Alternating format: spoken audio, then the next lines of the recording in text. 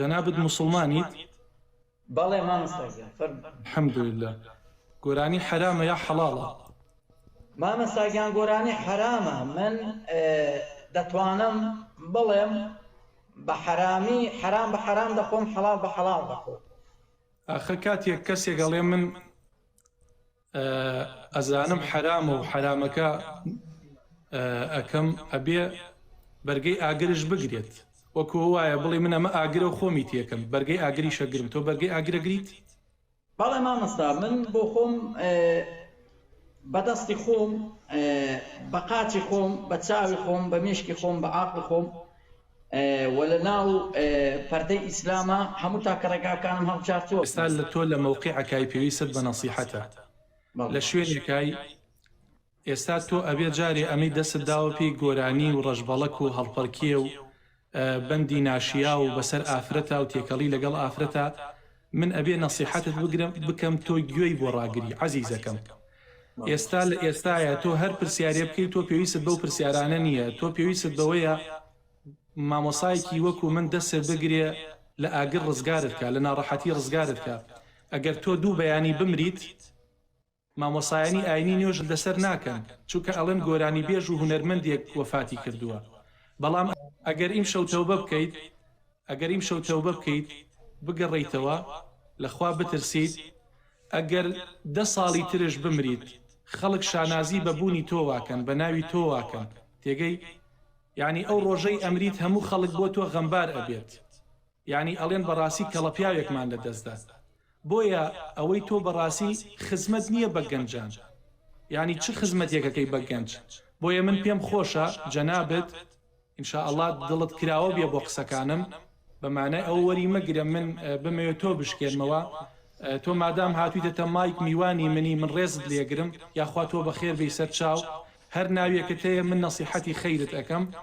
چۆن پێغەمبەری خوا صلی الله علیه وسلم چوە بۆ هەر شوێنێ، هەر زمانێکیان هەبوو بێ، هەر بیر و باوەڕێکیان هەبوو بێ، فەرموویەتی ئینەما ئەنە لەکم ناصح ئەمین، من ئامۆژگاریت ئەەکەم و ئەمینیشم و برینداریشت ناکەم، یەقینتە بێت تۆ پیاوێکی بەڕێزیت.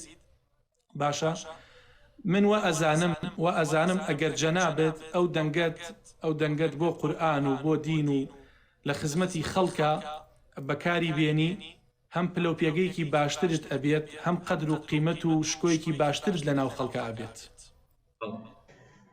مامۆستاگیان خۆی قسەکان و ئامۆژگاریەکانی جەنابتم لەسەر سەر و لەسەر چاوە، خۆی مەسەلەی خوای گەورە کە عەبداتی خۆی دروست کردووە و هەرێکە و بە بەرنامەیەک و بڵێن بە تەبیعاتێک و بە ڕێگایەکەوە و بە شوێنێکەوە دروستی کردووە.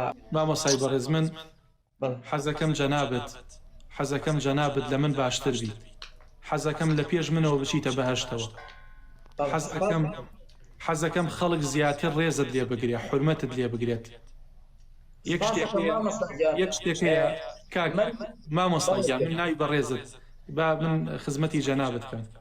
تۆ مادام تۆ براگەورەی منی مامۆستاگیان، نازانم تۆ من دەناسی نامناسی، هەموو دنیا من دەناسێ. ناسین خەڵک بدناسییان نەدناسێ مامۆستا مهم نییە، ئەوەیە لە ئاسمان ناسراوبی. خوای گەورە بۆ خۆی فەرموویەتی کە تۆ هەنگاوێک لە من نزیک بی، من تا هەنگاو لە تۆ نزیک دەبم، یعنی ئەمە هەر حەدمان نییە خوای گەورە لێمان نزیک بێ. مامۆستای بەڕێز، سپاس بخوا لەگەڵ نوێژەکان تا باشیت. من کێشەم نییە مامۆستا. یعنی چی کێشەت نییە؟ کێشە و مشکلەی دینی تاعەتم نییە، تێکەڵم نوێژ دەکەم، بەس ناس بە مزگەوت. بۆ لەبەر چی؟ وەڵڵاهی ناس بە مزگەوت مامۆستاگیان، دەگەڵ نوێژ دەگەڵ دین و تاعەت دەگەڵ نوێژ تێکەڵم، بەس دەگەڵ مزگەوت تێکەڵ نیم. وەلێرەشەوە من دەمەوێت وەڵامی جەنابەت بدەمەوە. تۆ دەڵێ ئەو کەسانێک کە هونەرمەند و گۆرانی بێژ و ئەمانە نوێژیان لەسەر ناکرێت، خۆی ئەوە خوای گەورە دەزانێ، خوای گەورە دەبێ بڕیاردا داخوا ئەم کەسانە دەچنە جەهەنەم، دەچنە بەهەشتەوە. نەبوو مامۆستا ئاینە بەڕێزەکان، مەبەستم پێ لە تۆ مەبەستم پێ لە تۆ نییە بە قوربان. تۆ من لە ئامۆژگاریەکانیشت مەمنونم. من لە گۆرانی و بەندا شارەزاییم نییەوە، ئیشی جەنابتە. تۆش لە شەرعا شارەزاییت نییە گیانەکەم، کەواتە تۆ ئێستا لە مەوقیعەکە ئەبێ گوێ لە شەرع بگریت ئەم ئیشەی تۆ پیشەی ئەهلی جەهەنمە ئەم ئیشەی تۆ کاری هونەر گۆرانی وتن زۆرنا و مۆزیقا و بادان و هەڵپەرکی و ڕەشبەڵەک و شاباشکردن و گاعدە و ئەمانە هەمووی پیشەی ئەهلی جەهەنمە و ئەدبا بۆ جەهەنم پێغەمبەری خوا صلی الله علیه وسلم بە نەسی فەرموودە هەمووی حرام کردووە و خوای پەروەردگار ئەکە دەگوێم لێ ڕاگرا ئەگەر من غەڵەت بووم ئەتوانی بە بن جوابم دەیتەوە باشە چاوەکەم بێ تاوانی سەیری کرد تاوانی ئەو خەڵکەش بۆ تۆ دێت چکە تۆ هۆکاری مامەستاگیان من قەتڵ دەکەم خەڵک بانەیکە من زینا دەکەم خەڵک بانەیکە خۆ من ناڵم با خەڵک بکە بۆ باشە قوربانی کاکە گیان خوای گەورە هیدایەتت بدا خوای گەورە یارمەتیت بە خوای گەورە دڵ و دەروونت فراوان کاتەوە بۆ ئیسلام ئینشاءڵڵا چی بۆ مزگەوتیش ئەمەش کێشەی مای کاکە من چوزانم براکەم